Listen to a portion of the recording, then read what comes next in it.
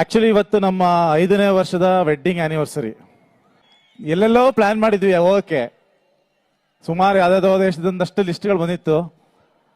ಏನೋ ಕಾರಣಾಂತರಗಳಿಂದ ಅಲ್ಬೇಡ ಇಲ್ಬೇಡ ಇಲ್ಬೇಡ ಅಂತೆಲ್ಲ ಆಗ್ತಿತ್ತು. ಇಮಿಡಿಯೇಟ್ ಆಗಿ ಮೊನ್ನೆ ಹಂಪಿಗೆ ಫಿಕ್ಸ್ ಆಯಿತು. ಮಿಲನ ನನ್ನ ಮಗಳನ್ನ ಬಿಟ್ಟು ಎಲ್ಲೂ ಬಂದಿಲ್ಲ.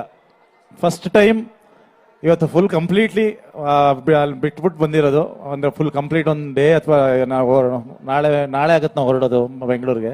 ಸೊ ಒಂದು ಫುಲ್ ನೈಟ್ ಫಸ್ಟ್ ಟೈಮ್ ಬಿಟ್ಟು ಬರ್ತಾ ಇರೋದು. ನನಗೆ ಆಶ್ಚರ್ಯ ಆಯ್ತು, ಹೌದಾ ಬಿಡ್ತೀಯಾ ಅನ್ನೋ ಅಂದ್ರು. ಅರೆ ಐ ಲವ್ ಯು ಕೇಳಿಸಿಲ್ಲ, ಕೇಳಿಸ್ತಾ? ನೀವೇನಾರು ಹೇಳಿದ್ರೆ ಅವರೆಲ್ಲರೂ ಮೋಟಿವೇಟ್ ಆಗಿ ಅವ್ರ ಲವರ್ಗೆ ಐ ಲವ್ ಯು ಅಂತ ಹೇಳ್ತಾರೆ. ಹೇಳಿ ಅವ್ರಿಗೆ. ಅಲ್ಲ, ನಾನು ಹೇಳಿದ್ರೆ ಲೀಗಲ್ ಆಗಿ ಹೆಂಡತಿಗೆ ಹೇಳ್ತಾ ಇರೋದು, ಅದು ಮಜಾ ಇರಲ್ಲ ಅವ್ರಿಗೆ. ಹೇಳಿ ಹೇಳಿ ಒಂದ್ಸತಿ ಹೇಳ್ಬೇಕಾ? ಎಸ್. ವ್ಯಾಲೆಂಟೈನ್ಸ್ ಡೇ ಬೇರೆ ಅಲ್ಲ ಇವತ್ತು, ಹೌದು. ಪ್ಲಸ್ ಆನಿವರ್ಸರಿ ಬೇರೆ. I love you. ಮಿಲನ ನನ್ನ ಮಗಳನ್ನ ಬಿಟ್ಟು ಎಲ್ಲೂ ಬಂದಿಲ್ಲ.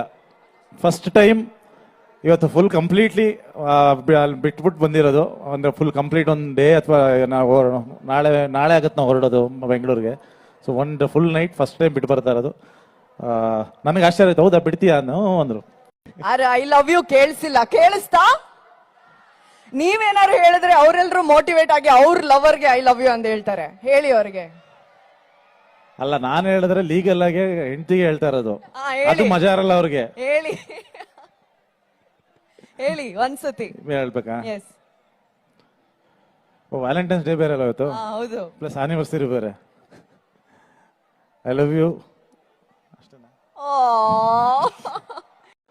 ಆಕ್ಚುಲಿ ಇವತ್ತು ನಮ್ಮ 5ನೇ ವರ್ಷದ ವೆಡ್ಡಿಂಗ್ ಆನಿವರ್ಸರಿ. ಎಲ್ಲೆಲ್ಲೋ ಪ್ಲಾನ್ ಮಾಡಿದ್ವಿ ಹೋಗಕ್ಕೆ. ಸುಮಾರು ಯಾವುದಾದೋ ದೇಶದೊಂದಷ್ಟು ಲಿಸ್ಟ್ಗಳು ಬಂದಿತ್ತು. ಏನೋ ಕಾರಣಾಂತರಗಳಿಂದ ಅಲ್ಬೇಡ ಇಲ್ಬೇಡ ಇಲ್ಬೇಡ ಅಂತೆಲ್ಲ ಆಗ್ತಿತ್ತು. ಇಮಿಡಿಯೇಟ್ ಆಗಿ ಮೊನ್ನೆ ಹಂಪಿಗೆ ಫಿಕ್ಸ್ ಆಯಿತು.